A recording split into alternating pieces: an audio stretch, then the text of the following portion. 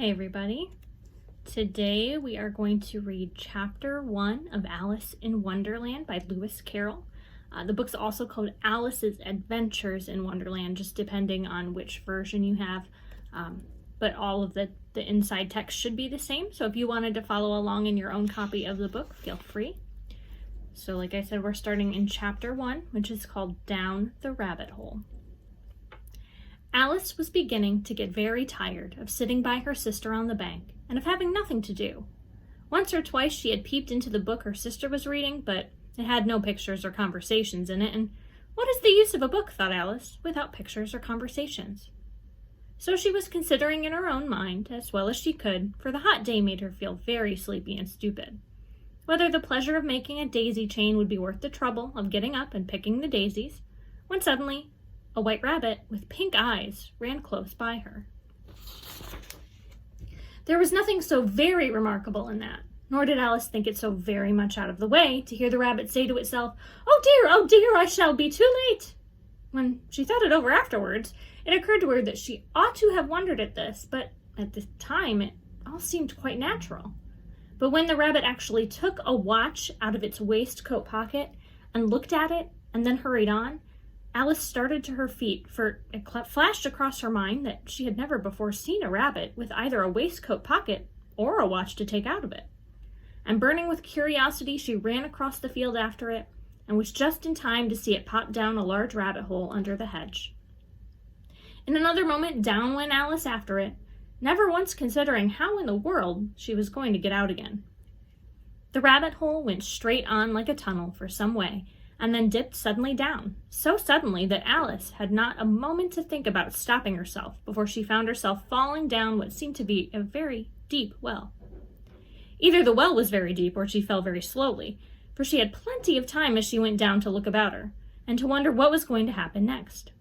First she tried to look down and make out what she was coming to, but it was too dark to see anything. Then she looked at the sides of the well and noticed that they were filled with cupboards and bookshelves. Here and there she saw maps and pictures hung upon pegs. She took down a jar from one of the shelves as she passed. It was labeled orange marmalade, but to her great disappointment it was empty. She did not like to drop the jar for fear of killing somebody underneath, so managed to put it into one of the cupboards as she fell past. Well, thought Alice to herself, after such a fall as this I shall think nothing of tumbling down the stairs.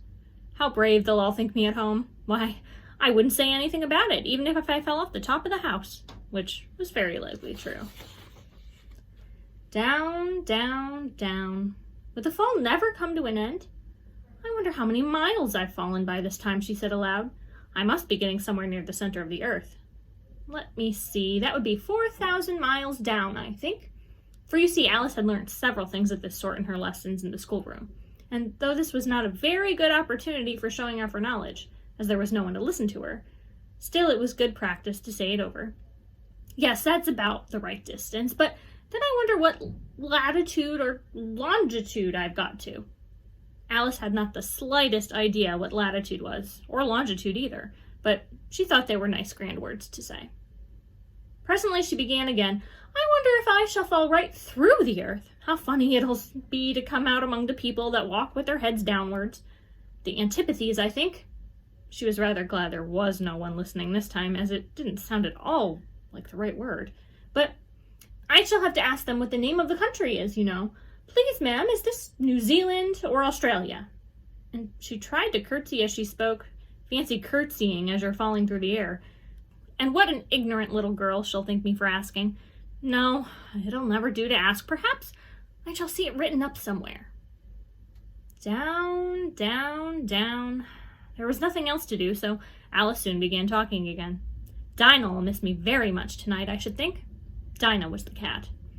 I hope they'll remember her saucer of milk at tea time. Dinah, my dear, I wish you were down here with me. There are no mice in the air, I'm afraid, but you might catch a bat, and that's very like a mouse, you know. But do cats eat bats, I wonder?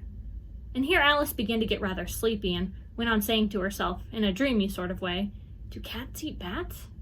Do cats eat bats? And sometimes, do bats eat cats? For you see, as she couldn't answer either question, it didn't much matter which way she put it. She felt that she was dozing off and had just begun to dream that she was walking hand in hand with Dinah and was saying to her very earnestly, "Now, Dinah, tell me the truth. Did you ever eat a bat?" When suddenly, thump, thump, down she came upon a heap of sticks and dry leaves, and the fall was over. Alice was not a bit hurt, and she jumped up onto her feet in a moment. She looked up, but it was all dark overhead. Before her was another long passage, and the White Rabbit was still in sight, hurrying down it.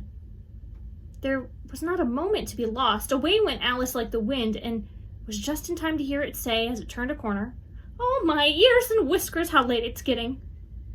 She was close behind it when she turned the corner, but the rabbit was no longer to be seen. She found herself in a long, low hall, which was lit up by a row of lamps hanging from the roof. There were doors all around the hall, but they were all locked, and when Alice had been all the way down one side and up the other, trying every door, she walked sadly down the middle, wondering how she was ever to get out again. Suddenly she came upon a little three-legged table, all made of solid glass. There was nothing on it but a tiny golden key, and Alice's first idea was that this might belong to one of the doors in the hall. But, alas, either the locks were too large or the key was too small, but at any rate it would not open any of them. However, on the second time round she came upon a low curtain she had not noticed before, and behind it was a little door about 15 inches high. She tried the little golden key in the lock, and to her great delight, it fitted. Alice opened the door and found that it led into a small passage, not much larger than a rat hole. She knelt down and looked along the passage into the loveliest garden you ever saw. How she longed to get out of that dark hall and wander about among those beds of bright flowers and those cool fountains, but she could not even get her head through the doorway. And even if my head would go through, thought poor Alice, it would be of very little use without my shoulders. Oh, how I wish I could shut up like a telescope. I think I could, if only I knew how to begin. For you see, so many out-of-the-way things had happened lately that Alice had begun to think that very few things indeed were really impossible. There seemed to be no use in waiting by the little door, so she went back to the table, half hoping she might find another key on it, or at any rate a book of rules for shutting people up like telescopes. This time, she found a little bottle on it, which certainly was not here before, said Alice, and tied round the neck of the bottle was a paper label with the words "Drink Me" beautifully printed on it in large letters. It was all very well to say "Drink me," but the wise little Alice was not going to do that in a hurry. "No, I'll look first," she said, "and see whether it's marked poison or not." For she had read several nice little stories about children who had got burnt and eaten up by wild beasts and other unpleasant things, all because they would not remember the simple rules their friends had taught them, such as that a red-hot poker will burn you if you hold it too long, and that if you cut your finger very deeply with a knife, it usually bleeds. And she had never forgotten that if you drink much from a bottle marked poison, it is almost certain to disagree with you sooner or later. However, this bottle was not marked poison, so Alice ventured to taste it, and finding it very nice, it had, in fact, a sort of mixed flavor of cherry tart, custard, pineapple, roast turkey, toffee, and hot buttered toast. She very soon finished it off. "What a curious feeling," said Alice. "I must be shutting up like a telescope." And so she was indeed. She was now only 10 inches high, and her face brightened up at the thought that she was now the right size for going through the little door into the lovely garden. First, however, she waited for a few minutes to see if she was going to shrink any further. She felt a little nervous about this, for it might end, you know, said Alice to herself, in my going out altogether like a candle. I wonder what I would be like then. And she tried to fancy what the flame of a candle looks like after the candle is blown out, for she could not remember ever having seen such a thing. After a while, finding that nothing more happened, she decided on going into the garden at once. But, alas for poor Alice, she found she had forgotten the little golden key, and when she went back to the table for it, she found she could not possibly reach it. She could see it quite plainly through the glass, and she tried her best to climb up one of the legs of the table, but it was too slippery, and when she had tired herself out with trying, the poor little thing sat down and cried. "Come, there's no use in crying like that," said Alice to herself, rather sharply. "I advise you to leave off this minute." She generally gave herself very good advice, though she very seldom followed it, and sometimes she scolded herself so severely as to bring tears into her eyes, and once she remembered trying to box her own ears for having cheated herself in a game of croquet she was playing against herself, for this curious child was fond of pretending to be two people. But It's no use now, thought poor Alice, to pretend to be two people. Why, there's hardly enough of me left to make one respectable person. Soon her eye fell on a little glass box that was lying under the table. She opened it and found in it a very small cake, on which the words "Eat me" were beautifully marked in currants. Well, I'll eat it, said Alice, and if it makes me grow larger, I can reach the key, and if it makes me grow smaller, I can creep under the door. So either way, I'll get into the garden, and I don't care what happens. She ate a little bit and said anxiously to herself, "Which way? Which way?" Holding her hand on the top of her head to feel which way it was growing, she was quite surprised to find that she remained the same size. To be sure, this is what generally happens when one eats cake, but Alice had got so much into the way of expecting nothing but out-of-the-way things to happen that it seemed quite dull and stupid for life to go on in the common way. So she set to work, and very soon finished off the cake.